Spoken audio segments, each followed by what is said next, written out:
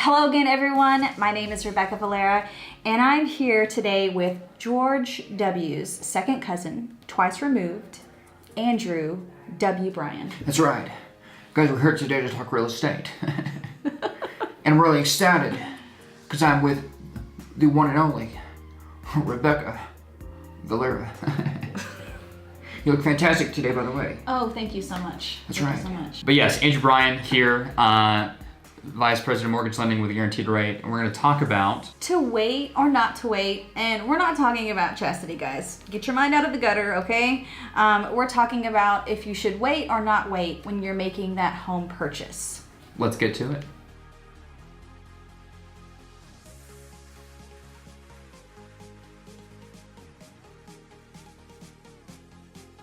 All the time I have people come and approach me and they're on the fence. They don't know if they want to buy or if they want to wait or if they want to save up.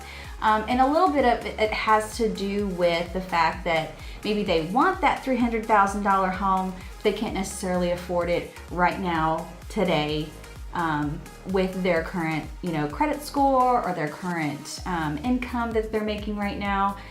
So if someone's kind of on the fence about making that first purchase or not, maybe a lesser value, what advice would you give to them? Well, just like yourself, Rebecca, I get questions all the time from first-time home buyers thinking, I really want that home. Let's say it's $300,000 or $350,000, and today I can't afford it right now. Mm-hmm. But what I can afford is $200,000 or $250,000. Right.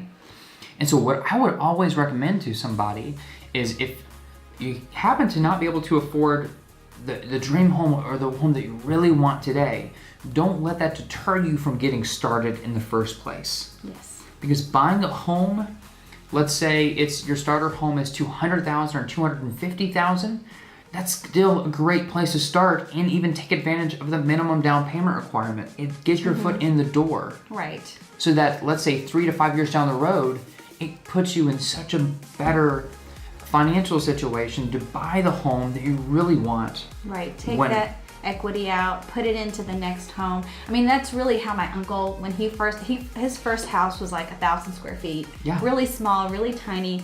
He bought it. He after a couple of years, he lived in it. He sold that one, moved up to the next one. Yep. And then after a couple of years there, he, moved up to the next one. So that equity kept building and kept following him. That's right. Because home values, even though we can't predict the future, I mean, they go up and down, right? But historically, they go up, right? So they'll go down, but then they'll go up a little bit, and they'll go down, and they'll go up a little bit. The law of averages is that they continue to just right. go up. That's really how things happen.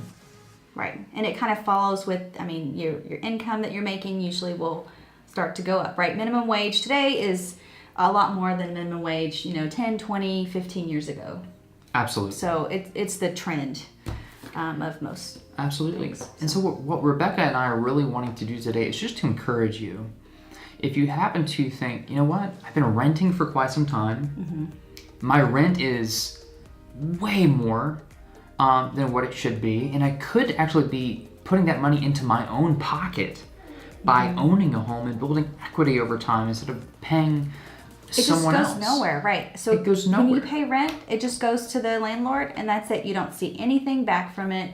You're virtually, if you can afford to buy, I would highly, highly recommend that you do that versus just waiting.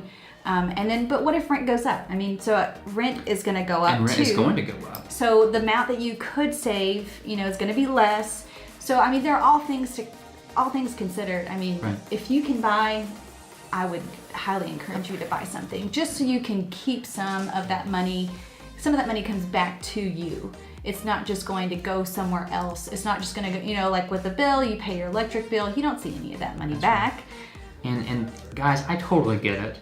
I myself am a millennial, and I understand that apartment complexes today are really nice with a lot of great amenities. Right. We're not denying that, right? Granite countertops, kitchen, pools, floors. everything's great nowadays No in the maintenance apartments. outside. No maintenance. Very low. Trust me. Yeah.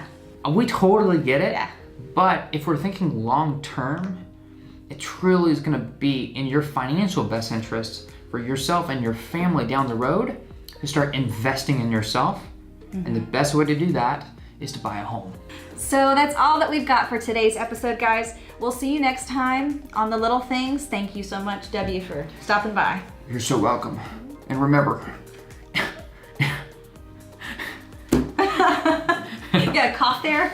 yeah, gosh, if you're thinking to wait or not to wait, don't wait.